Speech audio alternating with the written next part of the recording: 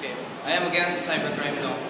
First and foremost, as a media student, it hinders my freedom of speech and expression, especially the libel part of the law is very vague and you can be convicted of it for very little reason. Sa ko, it hinders myself and you can be convicted of double libel, same time unconstitutional kayo siya, and mas greater pa iya kung sa punishment kaysa sa normal libel. So I don't see the point. That's my stand. Sa galing na, si tawag ato eh. Cybercrime law? Oo, ano cybercrime law? Sa galing na siya. Ang pagtuon ako na sa cybercrime law na kay kanang if mo post ka o bisag unsa sa Facebook, isuhon ka.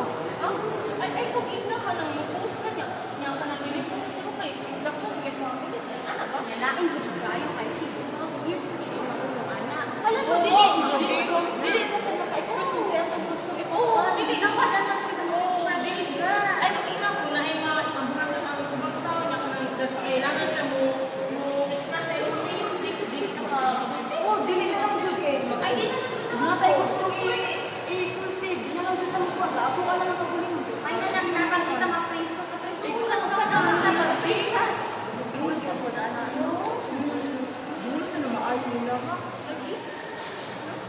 Papabiyon kita sa iyo nilang cybercrime law. Kaya una sa tanan, ang natay gitawag og no law shall be passed abridging the freedom of speech.